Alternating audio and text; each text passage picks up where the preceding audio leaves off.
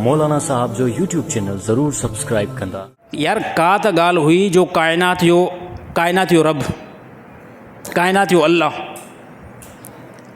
जंहिं अल्लाह 8 अरब इंसान खे ज़हन ॾिनो, जंहिं अल्लाह ताला 8 अरब इंसान खे खोपड़ी ॾिनी ऐं उहे पंहिंजे खोपड़ी जो इस्तेमालु कनि था। तव्हां खां पुछा कयां पोइ उन अल्लाह जो इल्मु केतिरो हूंदो, उन अल्लाह जो इल्मु केतिरो हूंदो जंहिं अल्लाह ताला 8 अरब इंसान खे ज़हन ॾेई करे मोकिलियो आहे। यार हाणे हे बि त हिकिड़ो ज़हन आहे, मां मिंबर ते वेठो आहियां, तव्हां सभु ख़ामोश थी करे ॿुधो था ऐं मां बयानु थो कयां, ऐं जुमिले जे मथां जुमिलो अचे थो, जुमिले जे मथां जुमिलो अचे थो, या हदीस थी अचे या क़ुर जी आयत थी अचे। हे बि त हिकिड़े क़िस्म जो ज़हन आहे न। हे ज़हन कंहिं ॾिनो? हे ज़हन ॾिसो, बयान जे अंदरि सिर्फ़ु मां पंहिंजी क्वालिटी नथो ॿुधायां, मां पंहिंजी क्वालिटी नथो ॿुधायां।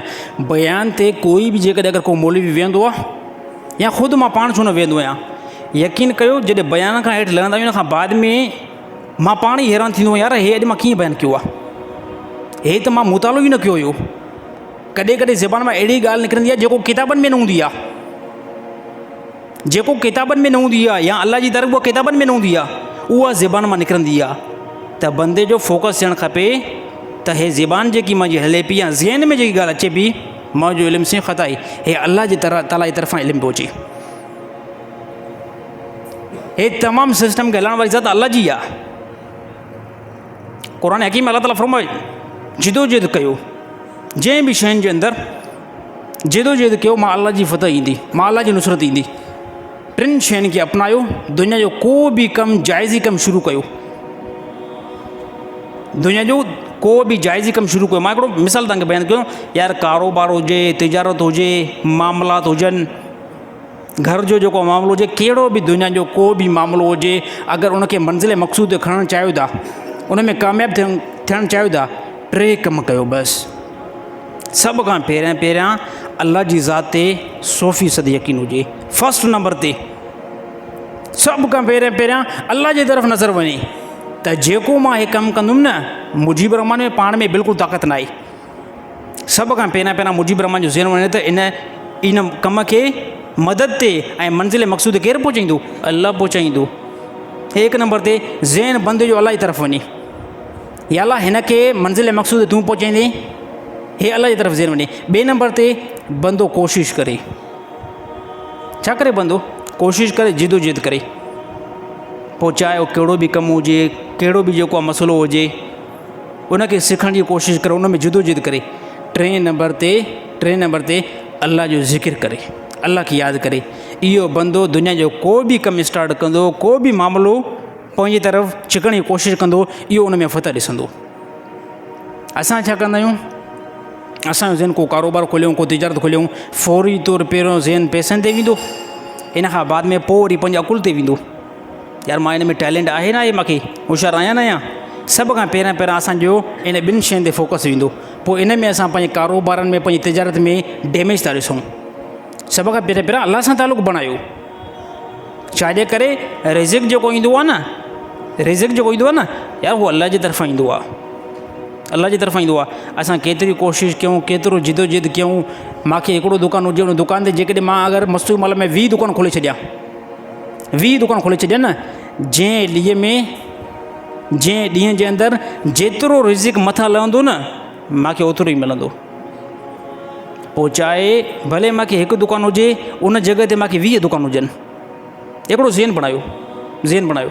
ऐं 2 नंबर ते इन ज़हन सां गॾोगॾु इहो बि ज़हन बणायो, कमु जेको करिणो आहे ईमानदारी सां करिणो आहे। हिलाल शइ जेको अॻिते ॾियणी आहे, मुनासिब शइ अॻिते ॾियणी आहे, 2 नंबरी वारी शइ इस्तेमालु नाहे करणी। भले मूंखे नफ़ो थोरो पहुचे, भले मूंखे नफ़ो थोरो पहुचे, ऐं थोरे शइ जे अंदरि ख़ुदा बरकत रखंदो, पर जेकॾहिं उहा हिलाल जी आहे, उहा शइ जेकॾहिं हिलाल जी आहे न, त थोरी शइ जे अंदरि ख़ुदा यार नफ़ो रखंदो। असांजो ज़हन इन जी तरफ़ तमामु घटि थो वञे, असांजो ज़हन इन शयुनि जी तरफ़ घटि थो वञे। जेकॾहिं कोई बि कारोबार आहे, उन कारोबार में जेकॾहिं ₹1,00,000 जेको ॾींहं में बचे थो, 50,000 जेकॾहिं बचे थो न, हाणे पोइ मां इहा तमीज़ न कंदुमि त इहो कमु हिलाल जो आहे, इहो कमु हराम जो आहे, इहो कमु जाइज़ आहे या इहो कमु नाजाइज़ आहे। मां इन जे तरफ़ फोकस ई न कंदुमि। मां चवंदुमि इनखे ॾिसो पैसा 50,000 पियो अचे, छा पियो अचे? इनखे ॾिसो, माण्हुनि खे ॿुधायूं, इनखे ॾिसो पैसा जेको न 50,000 पियो अचे। हाणे मुंहिंजो इन जी तरफ़ फोकस न आहे त हिलाल आहे, हराम आहे, जाइज़ आहे, नाजाइज़ आहे। अलाह जो कसम आहे, इन 50,000 जे अंदरि कंहिं क़िस्म जी काई बरकत न पवंदी। इहो 50,000 ईअं हलियो वेंदो हराम जो, जीअं को 500 रुपया हलिया वेंदा आहिनि। असांजी नज़र जेकी आहे न, उहो अक्सर माल ते वेंदी आहे, वॾे पैसे ते वेंदी आहे। असां मुस्लमान जी नंढे माल ते नज़र न आहे वेंदी। इहो असां न आहियूं ॾिसंदा त हे कारोबार जेको मां कयां पियो, इहो कारोबार हिलाल जो आहे, नॉर्मल जेको आहे इन ते मां पंहिंजो रेट लॻायो आहे। हाणे साईं इन मां बचंदा कुल 5 रुपया, सॼे ॾींहं मां इन मां नफ़ो कुल पहुचे थो 500 रुपया, ऐं जेकॾहिं 2 नंबरी कयां त 50,000 ईंदो। हाणे मुस्लमान जो इन जी तरफ़ ज़हन न वेंदो त यार सॼे ॾींहं में 500 में छा थींदो, 500 में थींदो छा? 500 रुपया त रुगो हे अटे जा घर में ॾियणा पवंदा, बाक़ी सब्ज़ी कॾहिं ईंदी? यादि रहे, ग़लति ज़हन आहे, ग़लति ज़हन आहे, ग़लति ज़हन आहे। अल्लाह ताला इन 500 में एतिरी बरकत रखंदो जो तव्हांखे ख़बर बि न पवंदी। इन 500 मां तव्हांजा तमामु घर जा मामलात अल्लाह ताला क्लियर कंदो। पर इहो ज़हन अल्लाह करे, अल्लाह करे, अल्लाह करे, इहो छल ज़हन जेको आहे तव्हांजो थिए ऐं इहो ज़हन छल मुंहिंजो थिए त हिलाल जे थोरे रक़म जे अंदरि ख़ुदा बरकत रखंदो आहे, हराम जी तमामु वॾी तादाद में ख़ुदा बरकत बिल्कुलु बि न रखंदो। अल्लाह ताला असां मुस्लमान जा अहिड़ा ज़हन बणाए। इहो ज़हन तॾहिं बणिबो जॾहिं ज़िंदगी नबी सल्लल्लाहु अलैहि वसल्लम जी ज़ात जे बराबरि बीहणी पवंदी, पंहिंजी ज़िंदगी पूरी रसूल सल्लल्लाहु अलैहि वसल्लम जे इत्तिबा ते हलाइणी पवंदी। क़ुरान हकीम में अल्लाह ताला फरमायो, अल्लाह ताला छा फरमायो? वमा आताकुमुर रसूल फ़ख़ुदूहु वमा नहाकुम अन्हु फ़ंतहू। जेको बि रसूलुल्लाह सल्लल्लाहु अलैहि वसल्लम तव्हांखे का बि शइ ॾिए पियो न, उनखे मज़बूती सां पकड़ियो, ऐं जंहिं खां तव्हांखे रसूल मना पियो करे उनखे छॾे ॾियो, बिल्कुलु छॾे ॾियो, नफ़ो न ॾिसंदो उनजे अंदरि। लक़द कान लकुम फ़ी रसूलिल्लाहि उसवतुन हसना, पूरी काइनात जे अंदरि नबी जो तरीक़ो जेको आहे तव्हांजे लाइ तमामु वॾो बहितरु आहे। हे अल्लाह ताला क़ुरान हकीम में फरमायो, अतीउल्लाह व अतीउ रसूल, नबी जी इताअत कयो। नबी कहिड़ी शइ जो हुकुम थो करे? हाणे इहे शयूं जेकॾहिं असांजी ज़िंदगी में ईंदियूं ऐं बाद में असांखे ख़बर पवंदी, असां पंहिंजो कारोबार बहितर करे सघूं था, मामला बहितर करे सघूं था, घर जे मुआशिरे खे बहितर करे सघूं था, जेकॾहिं नबी जी सीरत पढ़ी आहे।